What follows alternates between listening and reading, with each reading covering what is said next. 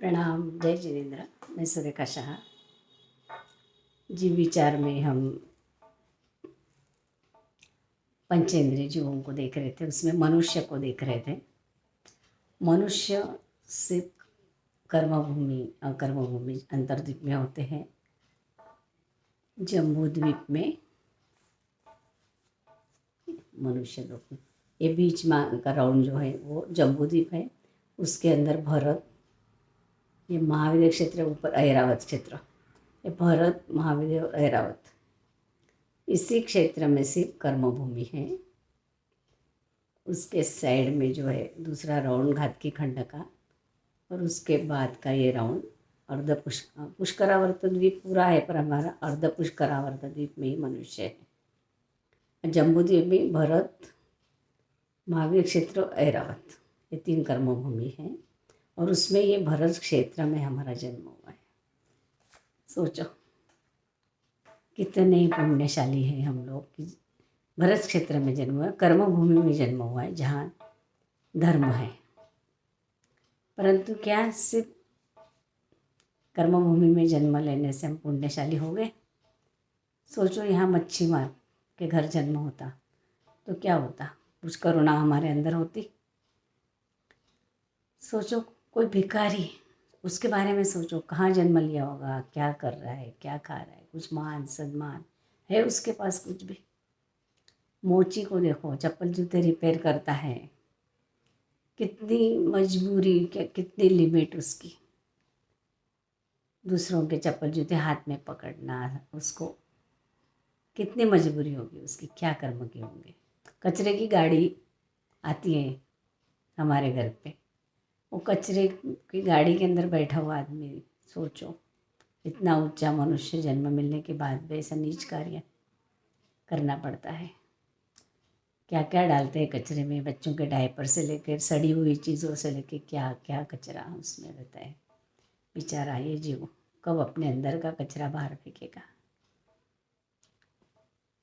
Fruit वाले, सब्जी वाले, खेती वाले, हमारे घर पे काम करने आती हुई बाइयाँ, क्या लक्ष्य है इन लोगों का? सिर्फ एक ही लक्ष्य, पैसा पैसा पैसा कमाना और अपनी जिम्मेदारी पूरी करना, और कुछ भी नहीं कर सकते। सोचो इन सब के बारे में जब हम जीव विचार पढ़ते हैं तो इनके बारे में, इनके लिए करुणा आना,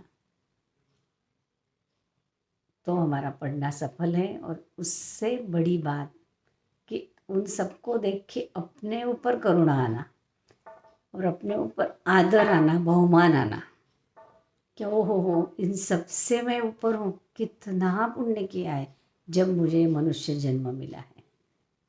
और ऐसा भाव मिला है मनुष्य जन्म में भी कि प्रभु का शासन मिला है, प्रभु को शासन को समझाने वाले श्रमण श्रमणी भगवंत मिले हैं। कुछ ऐसा कहने वाला, बार बार, एक बार नहीं, एक बार दर्शन करके आ गया हो गया भाव खत्म नहीं, बार बार मुझे समझाने वाले लोग मिले हैं कि ये करो, ये मत करो, ये तुम्हारे लिए अच्छा है, ये तुम्हारे लिए अच्छा नहीं है। कितना पुण्यशाली है।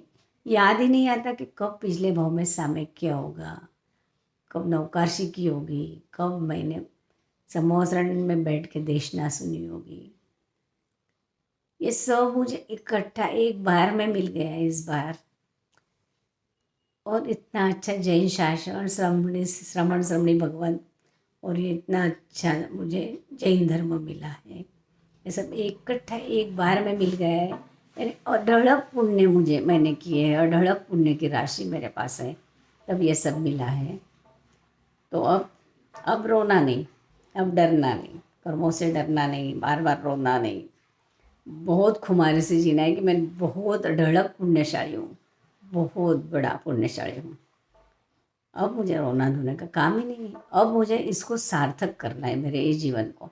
सामने वाला कोई भी व्यवहार करे, जरूरी नहीं कि मेरा स्वभाव नहीं है वैसा ही व्यवहार करना, मैंने वैसा व्यवहार नहीं करना है। मेरे 5 इंद्रियों को मैंने कंट्रोल करके रखना है। और यही सब इसी मनुष्य भाव में ही ये संस्कार मैं डाल सकती हूँ, और ये संस्कार हम आत्मा पे डालते जाएंगे। और यही मनुष्य भाव का अगला बुकिंग हमें करना है, पक्का। सोचो सारे गति को हम देख रहे हैं, उसमें अभी हमारी देवगति बाकी है।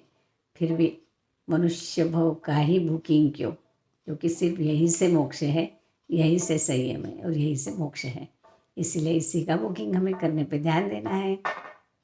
धन्यवाद। जिनाज्ञा में तो कुछ भी बोलती हूँ, बोला गया हो तो मिच्छामि दुक्कड़म।